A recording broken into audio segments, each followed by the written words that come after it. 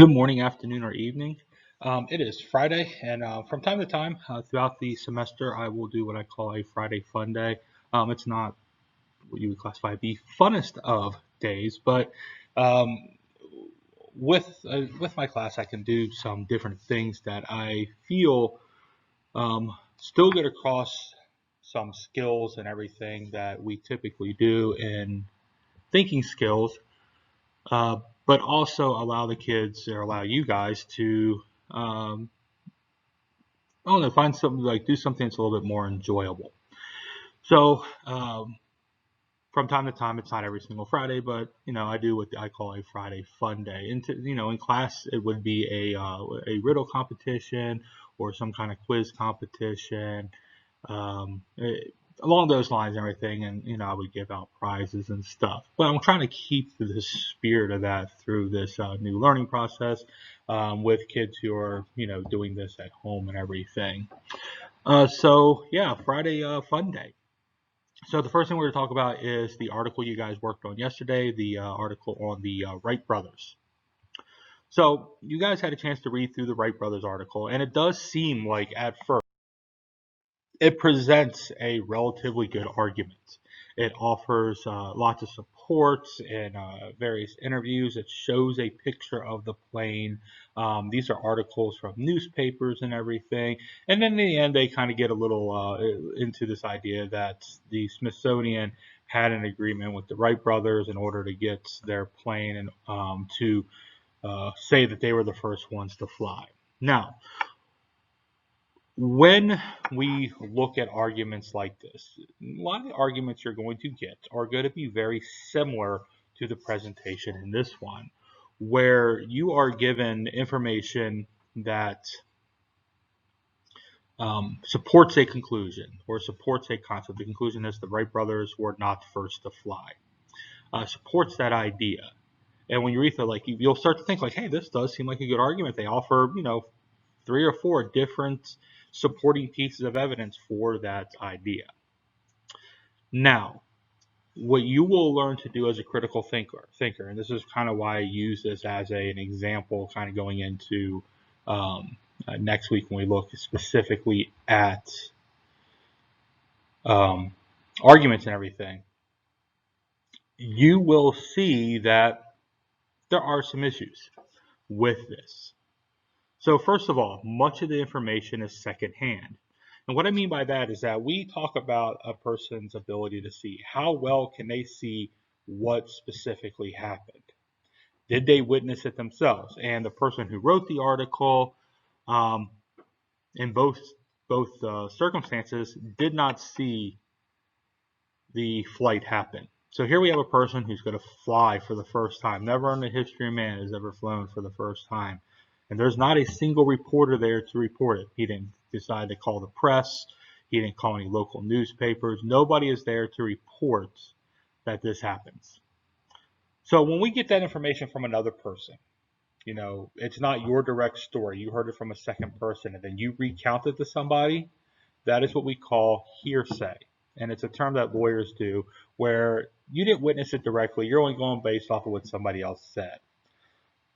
So when we look at this article, a lot of that information is secondhand. It's not based off of a reporter or somebody who was actually at the event in that capacity offering their account of what happened. What you're getting is secondhand information from other people. Now let's look at the picture. The picture shows a plane, and the plane, based on its description, they suggest that it could possibly fly. The problem is the picture does not actually show the plane flying. While this is not necessarily a huge issue, when you take into account that no reporter saw what happened, and not one single person decided to take a picture of the plane in the air. And again, cameras were relatively rare at the time, but if you're doing a feat of that nature for the very first time, I think you would want to take a picture of it. But the picture is not shown flying; it is shown on the ground.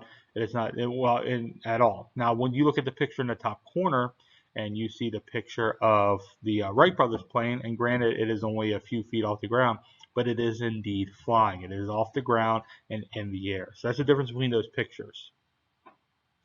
Um, The next thing, again, I'm going to go back to this concept of hearsay. The New York Herald article did not see it directly. The person who the J.C. Darcy or the account and everything, the person didn't see it happen. They're just going off of witnesses that they said, oh yeah, I was there, I saw it happen. Now,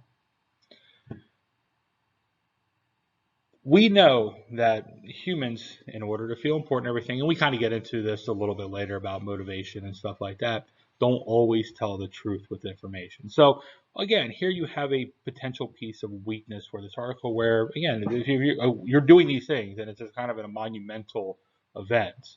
If you were the first person to,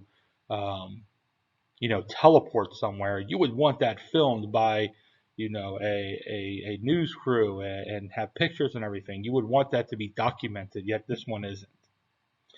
There's a 34-year gap between the flight and the article. Now, relevant time for things like this is important. Why was this information not reported right away? Why did this person not say anything until 34 years later?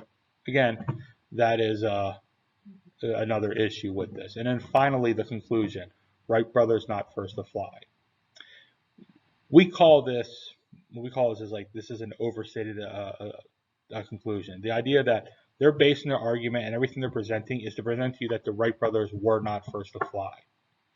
And when you look at all the evidence, even if you took the evidence as like, okay, this is good evidence, it's still not enough to convince you 100% the Wright brothers were not first to fly. Now, if we change the title and we change that conclusion, it said the Wright brothers may not have been the first to fly. You kind of leave some doubt in there, and you're like, hey, there's some evidence here that suggests that possibly the Wright brothers were not first to fly. There'd be nothing wrong with the conclusion. The conclusion would work well. But in this situation, because they are taking kind of this hard line approach that, hey, the Wright brothers were not first to fly, and these are the reasons why, well, the conclusion is too, I guess sharp is the best word. It is. This is the conclusion. Or it doesn't leave their conclusion is attempting to leave no doubt, yet there is tons of doubt still there. So yeah, this is your first taste of the kind of arguments. I obviously didn't expect you to point out all those issues with it. These are things that we kind of go through and learn throughout the entire semester as we learn to evaluate our evidence and articles and everything. But I do think it's a good introduction to show you that how something can be written one way, but when you examine all that information a lot further, you'll start to find some issues with it. All right, so today you will do a series of riddles. I don't know, this isn't what like I'm in a ACE level class, a college level class. Why riddles? And I've said this before, I'm going to kind of reiterate it. Riddles, because of the nature of how they're written and how you kind of go through and solve them. And these aren't just riddles, they're logic problems and lateral thinking problems as well. I kind of just put them all under the heading of riddles. Is that it forces you to look at a problem from different perspectives. And that is a lot of what we do in this class. We have to take the time to look at problems and information from a variety of different perspectives. And in the end, that will allow you to approach problems differently. It'll allow you not to get stuck in a particular, hey, I saw this problem this one way, and I want to keep working at it, and I can't get it right, so it can't be solved. It's going to hopefully get you to kind of start and develop the habit of looking at things from different perspectives, looking at the information differently in order to get to the point where you can actually solve a variety of different problems and use a variety and be willing to apply in a bunch of different techniques in order to get to the solution. So that's why I do riddles. And generally, we have fun with them and everything. They're meant to be kind of these, I won't say brain teaser, I don't really like that term, but they're meant to kind of get you to look at things from a different perspective. Now, working from home, you could probably obviously cut and paste the information into Google and get the solution and everything. It kind of ruins the spirit of what the assignment is, and it kind of ruins what the lesson is if you're doing things like that. So I would prefer if you didn't do that. Please try not to do that. The idea is to really kind of work through and attempt to solve these and everything. These are going to be due by Monday or Sunday night. If you are an online student, if you're working them online in class, well, collect them in class. But if you're working online, if you're an A hybrid or you are a online student, they are due by Sunday night. So have a wonderful weekend. Be safe. Wear seatbelts, and I will be back on Monday.